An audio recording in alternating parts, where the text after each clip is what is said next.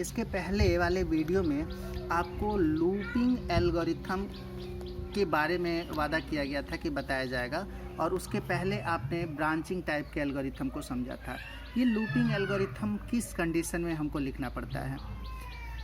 मित्रों, प्रोग्रामिंग करते समय कई बार ऐसी सिचुएशन आती है जिसमें कुछ एक एक्टिविटी को हमको बार बार रिपीटेडली एक्सिक्यूट करना पड़ता है। उदाहरण के लिए, यदि आपसे कहा जाए कि अपने नाम को या किसी वैल्यू को 100 टाइम्स प्रिंट करना, अब यहाँ पे 100 टाइम्स अगर किसी वैल्यू को या अपने नाम को प्रिंट करना है तो एल्गोरिथम में या प्रोग्रामिंग में 100 बार आप उसी स्टेटमेंट को क्रम से लिखेंगे। ये अपने आप में एक टेडियस जॉब है। और यहाँ पे अगर कोई ऐसी टेक्नोलॉजी होती, कोई एक ऐसी टेक्निक होती जहाँ पे बिना किसी अतिरिक्त स्टेटमेंट के हम उस चीज़ को 100 टाइम्स कर सकते थे, तो उसके लिए ही हम यहाँ पे आपको बताने जा रहे हैं लूपिंग एल्गोरिथम।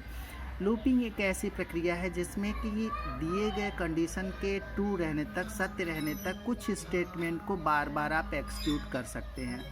आइए यहाँ पर हम एग्जाम्पल के सहायता से ये समझने का प्रयास करेंगे कि लूपिंग एल्गोरिथम हम लिखते कैसे हैं। सॉल्यूशन में हम लेते हैं स्टार्ट एल्गोरिथम। ये सभी एल्गोरिथम के स्टार्टिंग का स्टेटमेंट है। मान लेते हैं एक वेरिएबल की प्रारंभिक वैल्यू को 1 माना, CTR इज इक्वल टू 1। यदि CTR यानी यहाँ पे आपने कंडीशन एक लिया है, इफ़ CTR लेस देन 10, यानी यदि CTR की वैल्यू छोटी है या बराबर है 10 के, अगर ये कंडीशन ट्रू है तब तो हम 4 नंबर लाइन पे जाएंगे, और नहीं तो हम 6 नंबर लाइन पे जाएंगे। यहाँ ध्यान रखने वाली बात है कि CTR की पहली वैल्यू तो हमने 1 रखी है। यहाँ पर आपको एक चीज़ ध्यान रखना है कि CTR की वैल्यू 1 है, तो इसलिए कंडीशन ट्रू रहेगी। आप अपने नाम को प्रिंट करेंगे। नाम को प्रिंट करने के बाद यहाँ पे एक स्टेटमेंट 4.5 आप ले लेते हैं, 1 ले लेते हैं, जिसमें आप लिखेंगे CTR is equal to CTR plus 1। अगर ये हम काम नहीं करते तो CTR की वैल्यू 1 से 1 ही तक रह जाएगी, अर्थात ये लूप इन्फिनेटिव रहेगा। इस कमी को हमने यहाँ दूर किया। 4.1 या किसी 4 के बाद नेक्स्ट स्टेटमेंट में हमने लिख लिया CTR is equal to CTR plus 1, अर्थात CTR का प्रारंभिक मान 1 है। एक्सिक्यूट होने के बाद स्टेटमेंट CTR का मान अब 2 हो गया। गो टू के साथ 3 पे गए।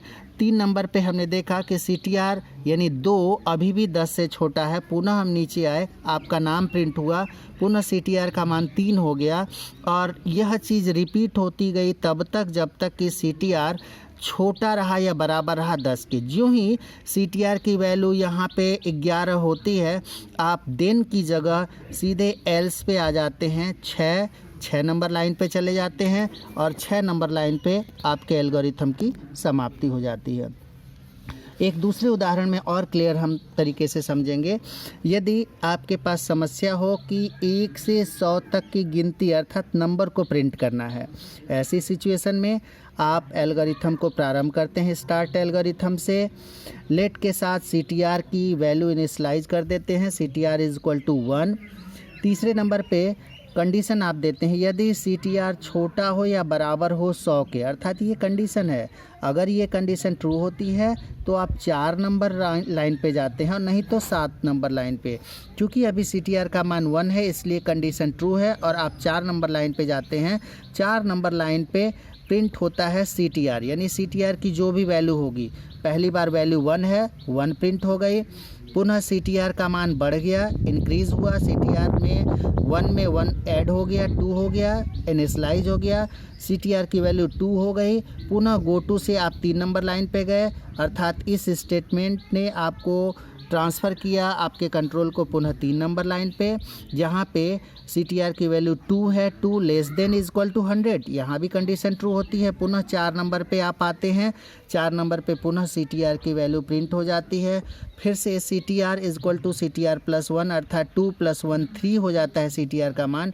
गो टू 3 से पुनः आप 3 नंबर लाइन पे जाते हैं, यहाँ पे 3 less than or equal to 100 condition true पाई जाती है, और वापस आप 4 नंबर लाइन पे आते हैं, अर्थात 3, 4 और इस तरह से आप 100 तक की वैल्यू को प्रिंट कर लेते हैं।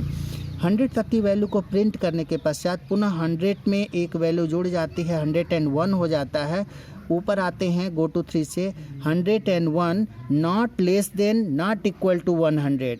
ऐसी कंडीशन में, ऐसी स्थिति में आपकी कंडीशन ये जो है वो फॉल्स हो जाती है और आप यहाँ से एल्स के की पे आ जाते हैं। एल्स 7 नंबर पे आते हैं और 7 नंबर लाइन पे इंड एल्गोरिथम का स्टेटमेंट पढ़ने को मिलता है।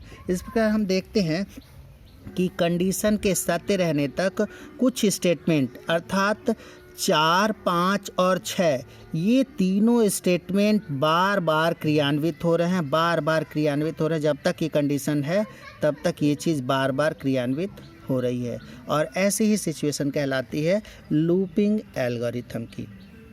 थैंक्स।